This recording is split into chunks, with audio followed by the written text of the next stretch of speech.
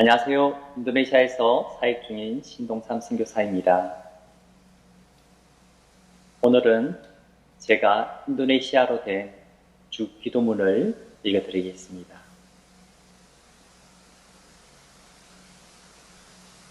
Bapa kami yang ada di surga, dikuduskanlah namamu, datanglah kerajaanmu, jadilah kehendakmu di bumi seperti di surga. Berikanlah kami pada hari ini makanan kami yang secukupnya. Dan ampunilah kami akan kesalahan kami, seperti kami juga mengampuni orang yang bersalah kepada kami. Dan janganlah membawa kami ke dalam pencobaan, tetapi lepaskanlah kami daripada yang jahat.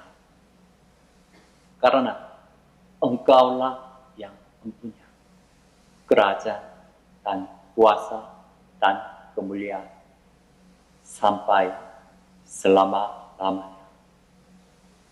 Amin.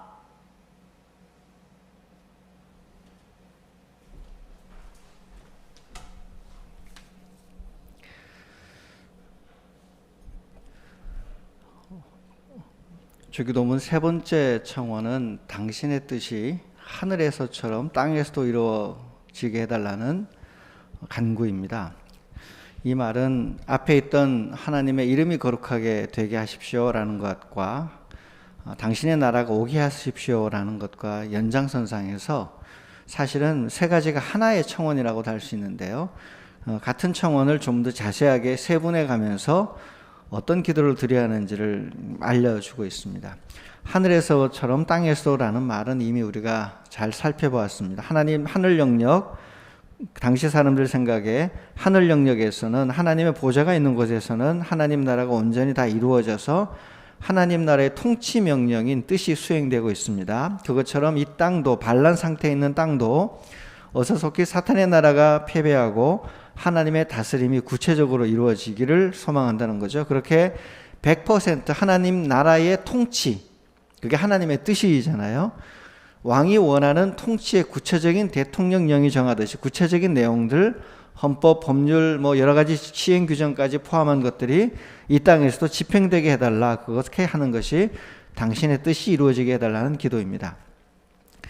기본적인 구조는 앞의 것들과 같습니다. 하나님의 뜻이 하나님에 의해서 우리를 통해서 이루어지게 해달라는 거죠.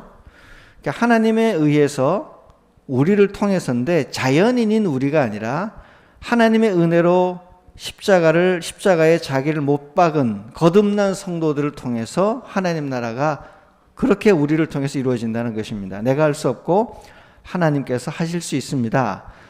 사실 여러분, 나 자신을 내가 못 바꾸지 않습니까? 진짜 못 바꿉니다. 우리가 누군가를 위해서 저 사람이 좀 바뀌게 해주십시오 기도를 많이 할 수 있는데 저 사람은커녕 나도 안 바뀌는데요. 이게 사람을 바꾸는 건 기적인 것 같아요. 그래서 남 바뀌는 기도 진짜 어렵지만 자기 바뀌는 기도 또 어렵습니다. 하나님께서 당신의 능력으로 나를 새롭게 해 주셔서 하나님의 뜻이 이 땅에 나를 통하여 우리들을 통하여 이 땅에 이루어지게 해 주십시오. 이제 그렇게 하는 기도죠. 이거를 사도 바울 방식으로 표현하면요, 이신칭이에요.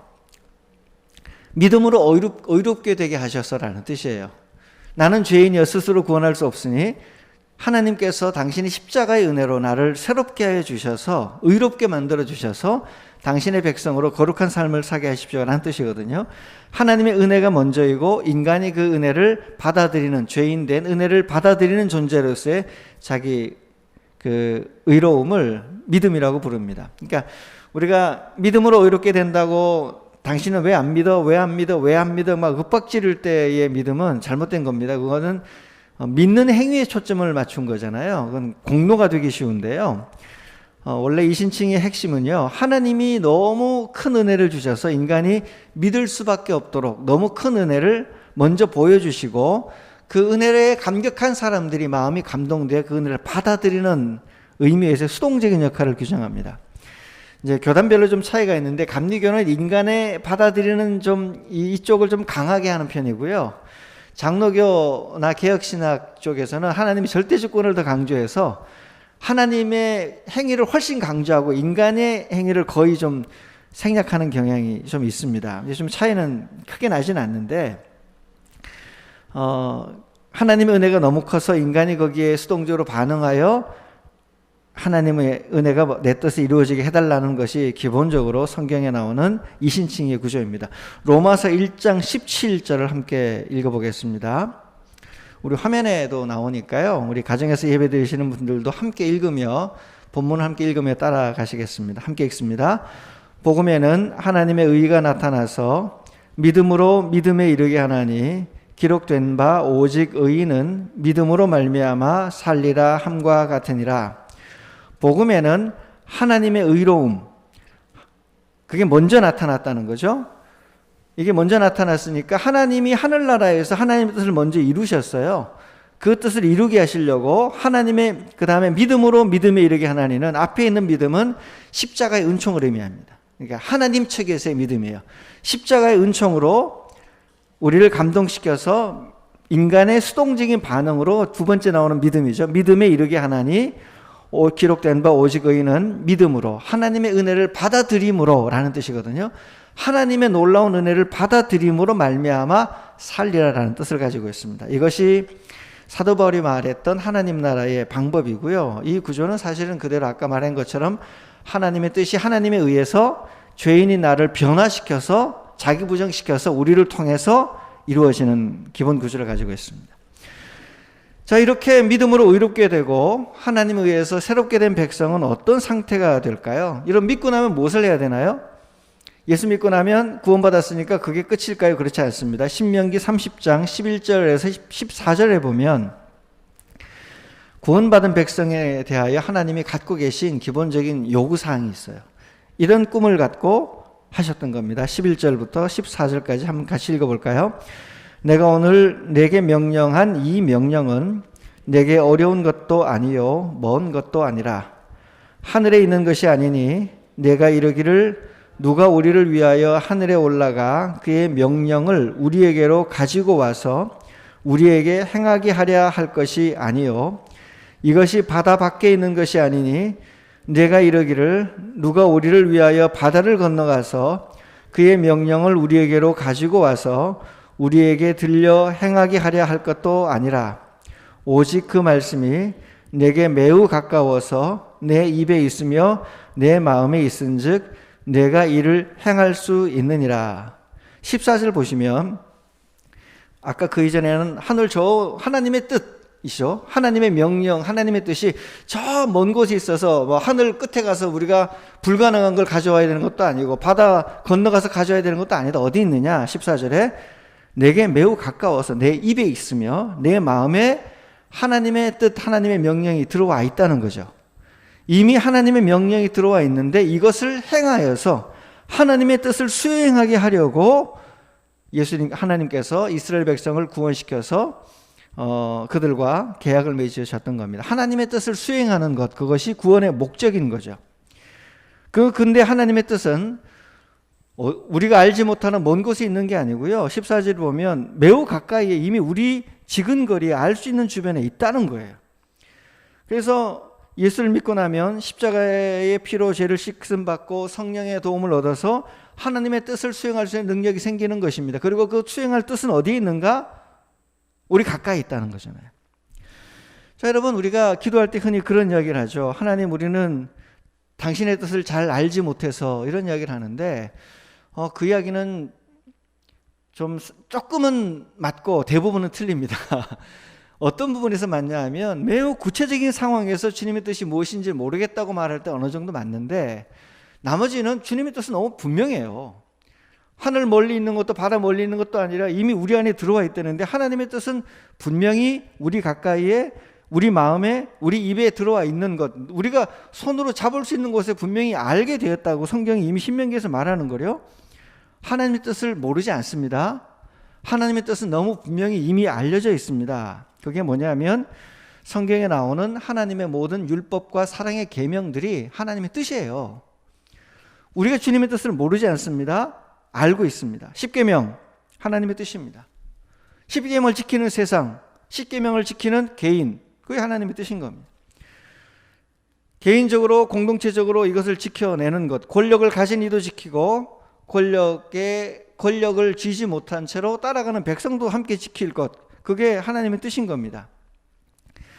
10개의 10계명을 여러 가지 작은 계명으로 확대하면 613개의 계명이 나옵니다. 하나님을 어떻게 사랑하는가, 이웃을 어떻게 사랑하는가를 매우 자세하게 규정한 계명들이 나옵니다. 여러분, 그게 하나님의 뜻입니다. 신약에 가면 예수님이 가르쳐 주신 더 높은 차원의 구약의 율법은 이렇게 말하였으나 너희는 또 바리새인들 서기관들에게 이렇게 배웠으나 나는 그거보다 더 높은 차원의 무엇을 말한다라고 할 때 그거 예수님이 가르치신 구체적인 이야기들 하나님의 뜻입니다. 뺨 한쪽을 대면 다른 뺨을 돌려대라, 하나님의 뜻입니다. 산상수훈에 나오는 이 땅에서 핍박을 받는 사람은 복이 있다, 그렇게 사는 것, 하나님의 뜻입니다. 사도 바울에게 건너가면 구원받는 이야기 한참 나오고 맨 뒤에 가면 여러 가지 윤리적 지침들이 나오죠. 주인과 종 사이의 직장 생활의 윤리적 지침, 부부 간의 윤리적 지침, 아버지와 자식 간의 윤리적 지침, 이웃과의 생활에서의 윤리적 지침, 그게 다 하나님의 뜻입니다. 이 굉장히 분명한 하나님의 뜻이거든요. 이 하나님의 뜻을 따라 행하면 살고 행하지 않으면 진다는 거예요. 그래서 신명기 30장 15절 16절을 보면 이 하나님의 뜻을 어느 정도의 각오로 명심하여 지켜야 될 것인지가 나옵니다. 함께 읽어볼까요? 보라, 내가 오늘 생명과 복과 사망과 화를 내 앞에 두었나니 곧 내가 오늘 내게 명령하여 내 하나님 여호와를 사랑하고 그 모든 길로 행하며 그의 명령과 규례와 법도를 지키라 하는 것이라. 그리하면 내가 생존하며 번성할 것이요 또 내 하나님 여호와께서 내가 가서 차지할 땅에서 내게 복을 주실 것임이니라. 이게 하나님의 나라의 뜻이, 하나님의 뜻이에요. 하나님이 통치하시니까 그 하나님의 통치의 내용이 여러 가지 선택할 수 있는 것들 중에 너희는 이런 정치를 지향하고 이런 경제를 지향하고 이런 방식의 뭐를 지향하고 이웃 사랑은 이런 방식으로 하고 부자와 가난한 자는 이렇게 하고 를 구체적으로 정해 주신 구약에 나오는 계명들이 다 하나님의 뜻이라는 거예요. 그러니까 우리가 율법 그러니까 이게 느낌이 좀 법 같아서 한국 사람들 법 별로 안 좋아하잖아요. 그래서 저 사람은 법 없이도 살 사람이다 그러면 굉장히 좋은 의미로 여겨지는데, 법이 나쁜 게 아니라 법은 우리가 살아가야 될 올바른 길을 가르치는 거거든요. 그래서 이 율법이라고 나오는 것이 구약에서는 토라입니다. 토라라는 말은 가르침이란 뜻이고요. 이 가르침을 여러분께서 시편을 읽어가다 보면 대저 의인의 길은 여호와께서 인정하시나라고 하잖아요. 유대인들은 이 율법의 길을 걷는다고 표현했습니다. 걸어가는 거예요, 같이. 걸어가다 보니까 생명과 복과 사망과 화의 길 중에 뭘 선택할 것인가를 기억하라는 거죠. 39장 신명기에 따르면 생명의 가르침, 이게 하나님의 말씀, 하나님의 뜻입니다. 그냥 여러분, 하나님이 가르쳐준 구체적인 이 나오는 방식대로 걸어가면 생명과 복의 길이 열리고요. 이 방식을 따라서 다른 방식으로 가면 사망과 화의 길이 열리는 겁니다. 그렇게 살아야 내가 차지할 땅에서 계속 나라를 유지하며 이스라엘 백성들이 생존 가능하다는 거예요. 생존을 위해서 너희는 반드시 이렇게 살아라라고 규정해 준 것이 구약 성경에 너무 많이 나옵니다. 그러니까 저는 구약 성경, 신약 성경을 읽으면 하나님이 굉장히 친절하시다는 생각을 해요. 너무 애매하게 하나님 사랑하고 이웃 사랑해라고 이게 두루뭉술하게 퉁치는 게 아니고 무엇이 하나님을 사랑하는 길인지 아주 자세하게 규정을 해 주셨다는 거, 이게 굉장히 감사한 일이죠. 자, 좀 더 예를 들어보겠습니다. 하나님의 뜻에 관해서 하나님께서는 통치하는 권력자는 어떤 방식의 정치를 지향해야 되는지 신명기에 이야기를 해주셨습니다. 신명기 17장 18절에서 19절 말씀을 볼까요? 거기에 보면 왕에 대한 하나님의 뜻이 나옵니다. 함께 읽습니다. 그가 왕 위에 오르거든 이 율법서의 등사본을 레위 사람 제사장 앞에서 책에 기록하여 평생에 자기 옆에 두고 읽어 그의 하나님 여호와 경외하기를 배우며 이 율법의 모든 말과 이 규례를 지켜 행할 것이라. 자, 맨 먼저 해야 될 게 뭐냐면 18절에 보면 왕 위에 오르거든 율법 등사본을 제사장 앞에 책에 기록하여, 복사본 하나 만들어서 왕 옆에 단독 성경 하나 놔두라는 거예요. 그 19절에 가면 그거를 평생 자기 옆에 놔두고 그 율법의 구약 신명기부터 거기에 나오는 구체적인 방식으로 통치를 해야 된다라는 왕의 통치 철학이 나옵니다. 그러니까 왕은 뭘 배우지 말아야 되냐, 마키아벨리식의 협접 정치를 먼저 배워서는 안 된다는 거예요. 사람들의 마음을 이리저리 협박하고 막 뒤에서 막 비밀 조서 하나 가져와 가지고 그 사람의 약점을 공격하여 무너뜨리는 방식의 악한 정치를 먼저 배우지 말고, 하나님께서 무엇을 원하시는지 어진 정치, 그런 하나님의 공의와 정의의 뜻을 항상 배워가며 어떻게 하는 것이 주님의 뜻에 맞는 것인지, 그것을 그냥 예수 믿는다고 말하고 막 사람들 뭐 이렇게 어울려 다니지 말고 정확하게 어떤 정책이 하나님의 뜻에 더 부합하는 정책인지를 알아서 구체적으로 펼치는 연구를 하라는 거잖아요. 그 핵심은, 율법의 핵심은 가난한 자를 살피고 고아와 과부를 동일한 인간으로 사회 경제적으로 받아들일 수 있는 그런 통치, 하나님의 사랑의 통치를 펼치라는 것이 정확한 하나님의 뜻이었던 겁니다. 그래서 이 구절들 앞뒤를 보면 우리가 너무 쉬운데요, 국가 통치자는 난민에 대하여 어떤 생각을 해야 될까요? 북한에 대하여 어떻게 생각해야 될까요? 우리 사회 내의 힘든 이들을 위하여 어떤 일을 해야 될까? 별로 어렵지 않습니다. 목표가 어렵지 않아요. 방법론적인 곳에서는 정치인들이 여러 가지 방법들을 고민하며 논쟁의 여지가 있지만 지향해야 될 나라의 구체적인 목표는 너무 분명해요. 예수 믿는 사람들이 꿈꾸고 있는 하나님 나라의 그림은 너무 분명해요. 어렵지 않습니다. 그 시대에 맞는 구체적인 정책, 그 정책을 실제로 이루어질 수 있는 방법을 찾아내는 것은 또 전문가와 정치인들의 몫이겠지만, 그 목표가 무엇인지에 대하여는 크게 왈가왈부할 것이 성경에는 없습니다. 없어요. 이게 계속 이념이라는 잣대 때문에 한국 사회에서 하나님이 꿈꾸는 하나님 나라에 대해 자꾸 이미지가 덧칠되어지면서 하나님은 어떤 꿈을 꾸시는지 성경에서 모르는 방식으로 자꾸 그렇게 세뇌가 되어서 그렇지, 그렇지 않습니다. 아주 구체적이죠. 난민 내 이웃이냐, 내 이웃을 네 몸처럼 사랑해라.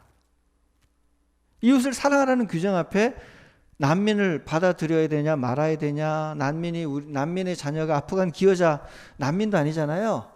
한국의 국익을 위하여 일했던 아프간 기여자들의 자녀들을 같은 학교에 넣어야 되냐 말아야 되냐, 애들이 너무 많으니까 쫓아내서 못 오게 만들어야겠다라고 하는 그런데 교회가 관여되어 있다면 그 교회는 정말 하나님 말씀을 믿지 않는 교회인 겁니다. 그거 굉장히 단순하거든요.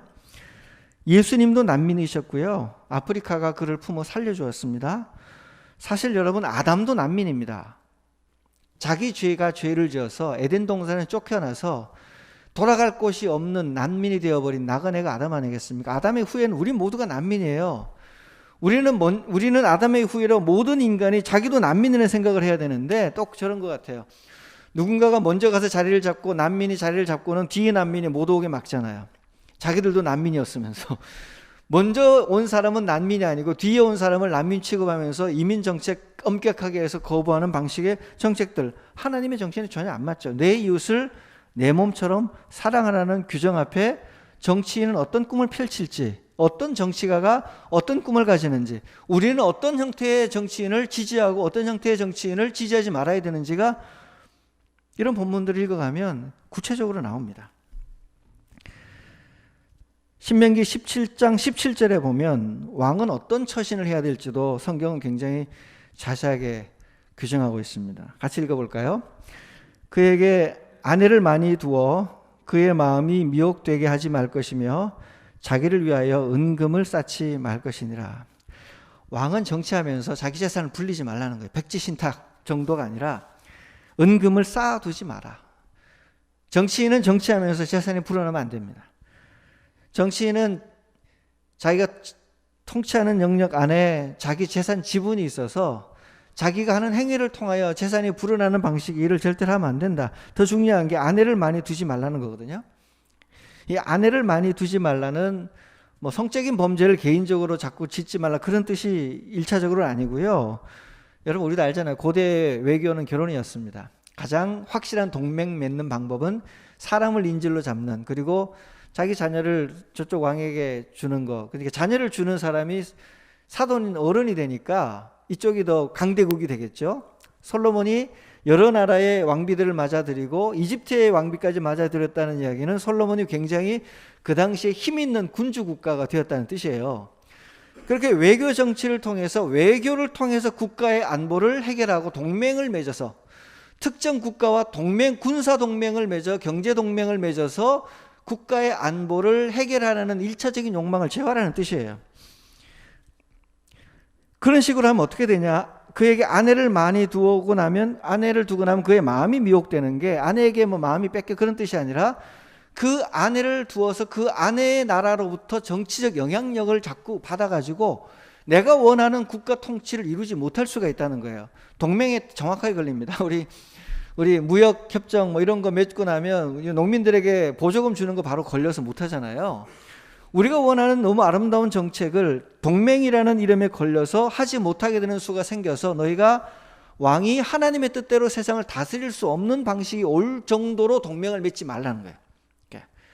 인간적인 동맹에 의존하기보다 하나님의 말씀, 하나님의 명령과 규례를 잘 지켜서 하나님에 의해서 부국강병이 일어나며 하나님이 너를 지켜주어서 국가가 존속되는 방식의 나라를 지향하라는 것, 공의와 정의의 나라, 사랑의 나라를 만들면 하나님이 지켜주시겠다는 이런 식의 믿음을 가지고 하나님을 믿는 통치자가 되라는 것이 성경의 이 군주의 길이라는 거죠.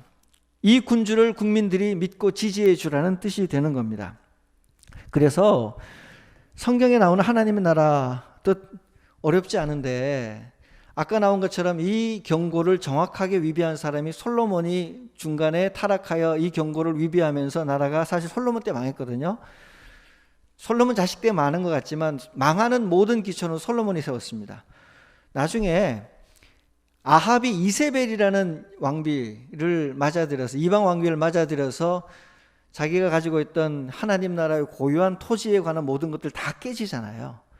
그런 방식으로 하나님의 말씀을 지킬 수 없을 만큼 이웃과 과도한 동맹과 친구 관계를 맺어서 영적으로 망하지 말라는 것이 하나님의 뜻이에요. 국가는 그렇게 가면 안 된다. 이건 여러분 개인 친구 관계도 마찬가지 아니겠습니까? 사업상의 파트너, 내가 아는 사람과 인간관계 좋은데 너무 친해서 예수 믿는 것이 불가능할 정도로 그에게 삶이 얽매이면은 망한다. 그런 동맹은 맺지 말아라 라는 게 하나님의 뜻이라고요. 이게 어렵습니까? 안 어렵습니다. 그 다음에 성경에서 가난에 관하여 주님은 무슨 뜻을 가지고 있는지 한번 살펴볼까요? 샘플로 신명기 15장 1절 말씀을 함께 읽어보겠습니다. 매 7년 끝에는 면제하라. 빚 갚아주라는 건데 7년 지나면 7년 마지막에는 빚을 탕감해주라. 신용 파산 회생 절차를 본격 개시하는데 7년마다 하라는 거예요. 이게 확대되면 이제 안식일, 안식년, 희년 뭐 이렇게 이루어지면서 계속 경제 원리들, 안식의 개념들이 펼쳐지는데요. 매 7년 끝에는 빚을 탕감해서 한 나라의 양극화가 급속히 양극단으로 진행되는 것을 7년마다 막아서 평균하게, 평등하게 계속 만들어야 나라가 존속한다. 이렇게 해야 된다. 사실 이래가지고 이 법 때문에 당시 유대인들, 예수님 당시 이후에 랍비들은 어떤 걸 만들었냐면 7년 끝에 면제하니까 이제 악덕 기업주들은요 7년 되기 전에 언론 노예를 만들거나 7년 마지막 때 잠적해버렸어요. 7년 끝에 면제를 해줘야 되니까 면제해주기 싫어가지고 빚탕감 문서를 뭘 못하게 도망을 가버리고 막 이런 일이 막 벌어졌거든요. 그렇게 악랄하게 법을 피하려고 하는 시도도 많았지만 근본적으로는 7년 끝에는 면제해줘야 된다. 그렇게 해서 한 나라가 양극화가 이루어지지 않도록 계속하여 자유민으로, 농민이 노예가 되지 않고 자유민으로 살게 해야 나라가 존속하는 게 경제 원리였던 겁니다. 그러면서 이제 가난한 자에게 주시는 주님의 말씀이 그 다음에 신명기 15장 4절 5절에 나오는데 이게 하나님의 뜻이에요. 같이 읽어보겠습니다.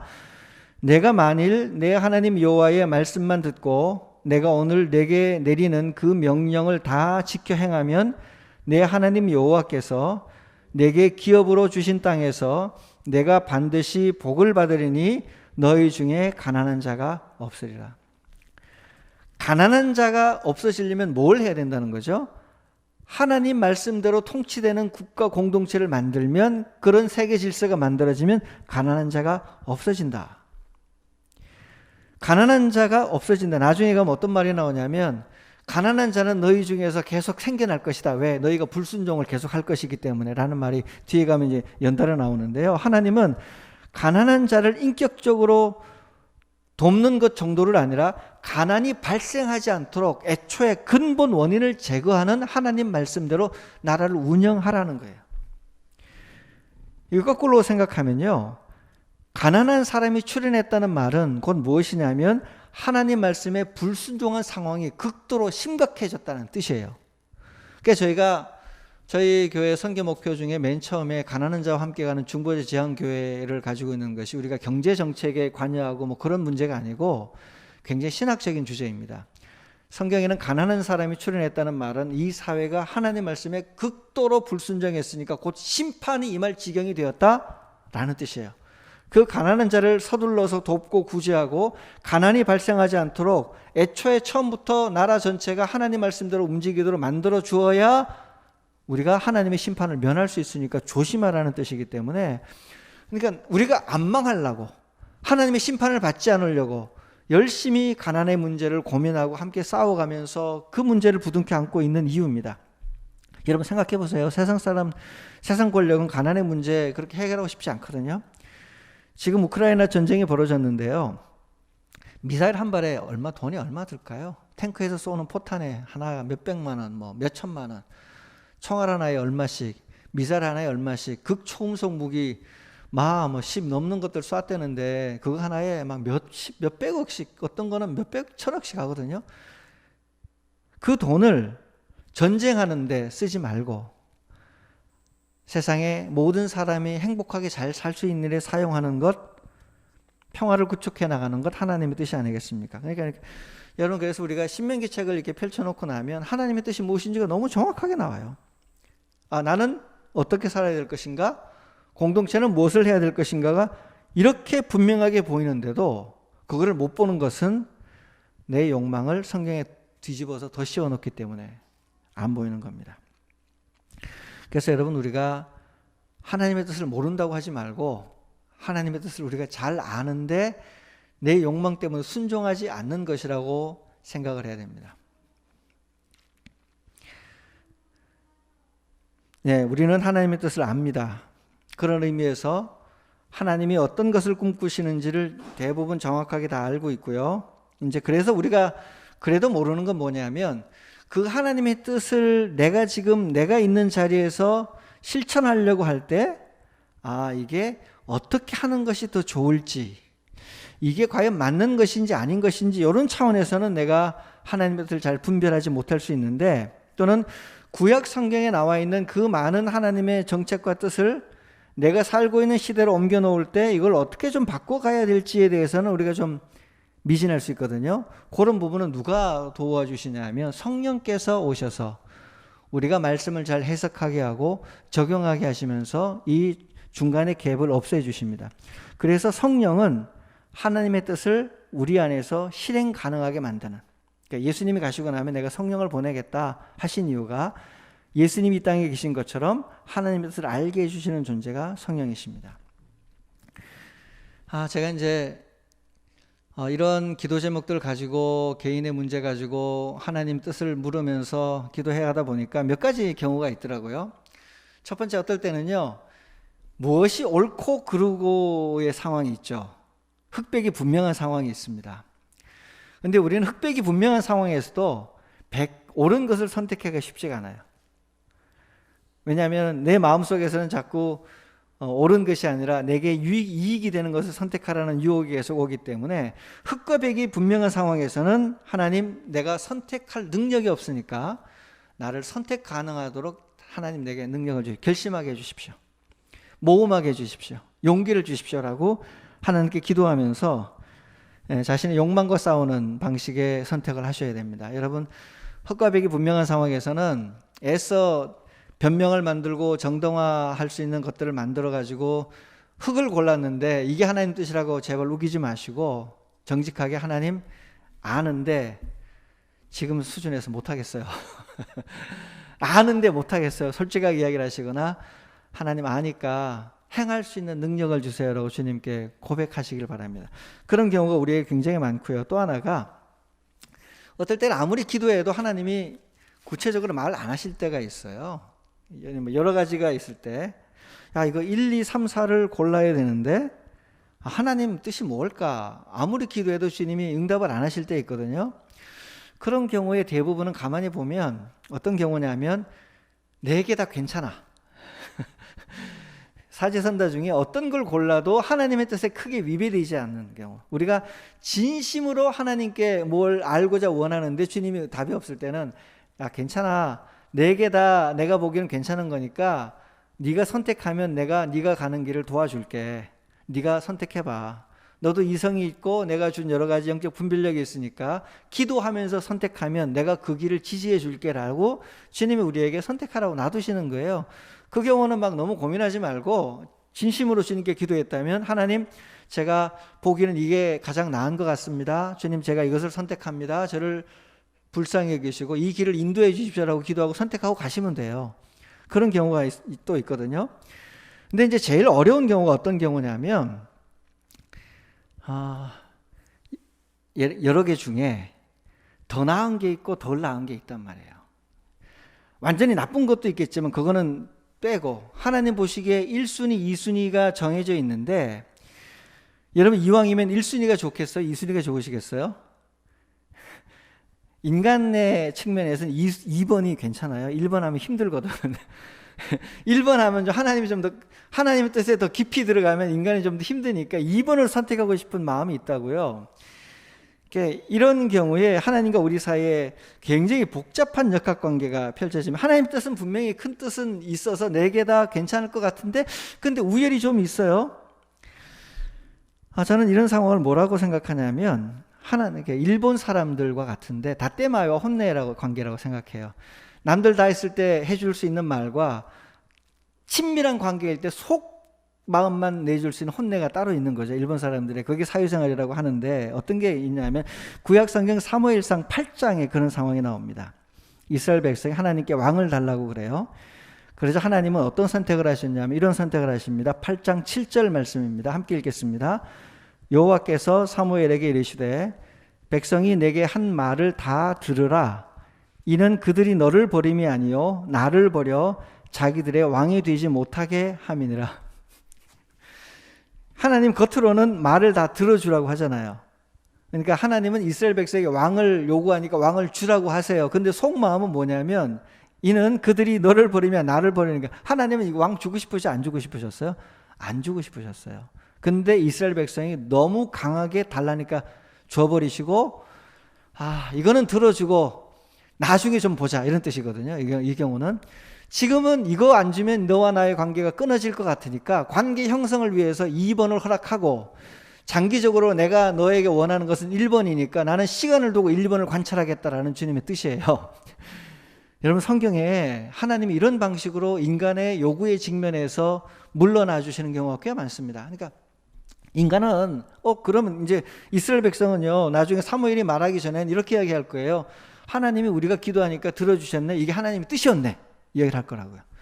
왕을 가시는 게 하나님의 뜻이었네 생각하고 우리 하나님께 응답받았어. 내가 받은 응답이 하나님의 뜻이었어라고 막 나가 자랑할 텐데 하나님은 속으로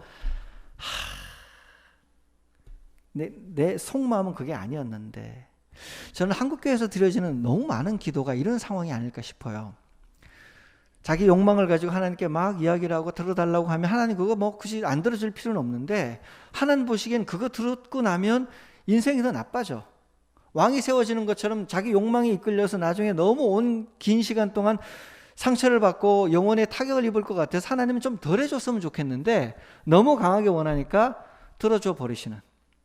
저는 그런 기도 응답으로 한국교회가 부흥됐고 한국교회가 한국 사회에 이렇게 잘 살게 되었고 이런 식의 경제 발전 이런 게 이루어지지 않았나 그런 생각을 해봅니다. 그러나 하나님은 이렇게 경제 발전하고 많이 좋아진 후에 교회가 하나님 앞에 더 잘 되어서 하나님을 영광을 돌리면 좋겠는데 결론적으로는 거꾸로 하나님과 다른 모습으로 변해서 하나님의 명예에 먹칠하는 쪽으로 더 많이 달려왔잖아요.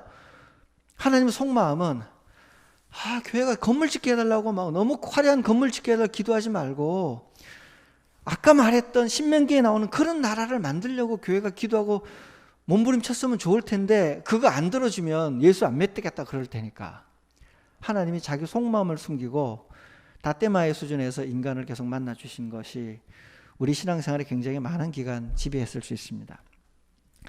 여러분, 하나님에게 다떼마의 혼내 있어요. 자기에게 진짜 가까운 사람에게는 두서없이 사회적 멘트 필요 없이 바로 자기 속마음을 이야기하시는 분이 하나님이세요. 예레미야에게 그러셨거든요.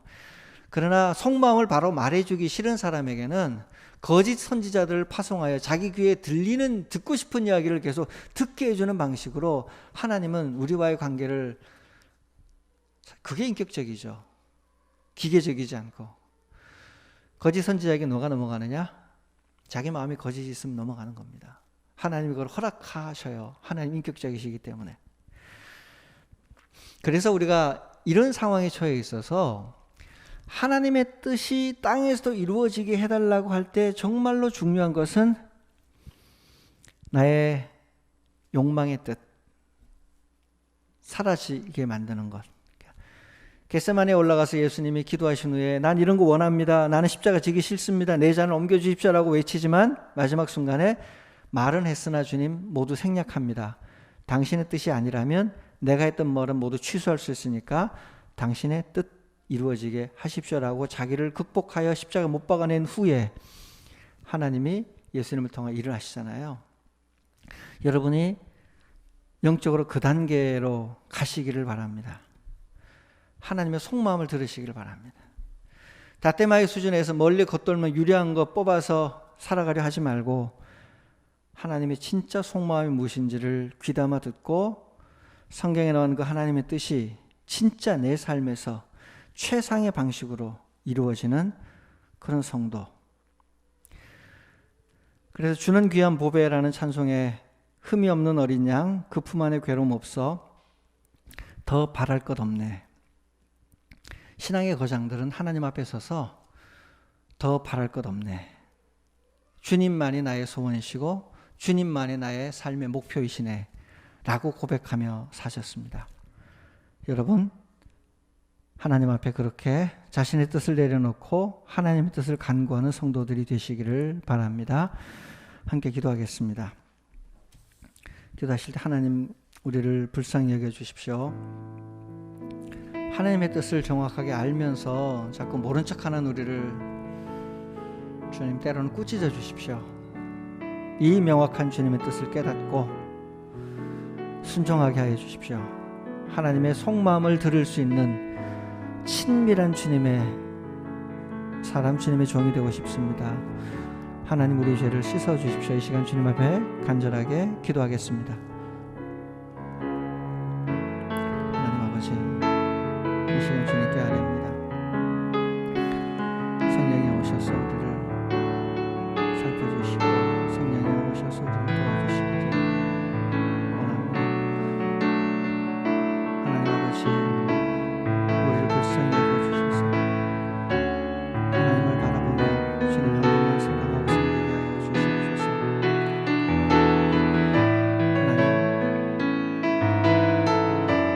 하나님의 속마음 들으십시오.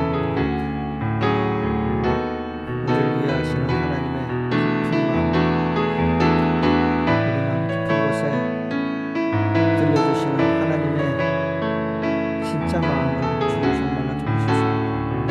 하나님 아버지 오셔서 당신의 뜻을 알려주십시오. 진정으로 원하는 당신의 뜻, 인간의 욕망에 가려져 있지 않고 우리를 살려낼 십자가의 보혈의 피로 우리를 씻어주셔서 우리를 생명의 길로 인도해낼 그 놀라운 하나님의 은혜를 맛보고 경험하고 싶습니다.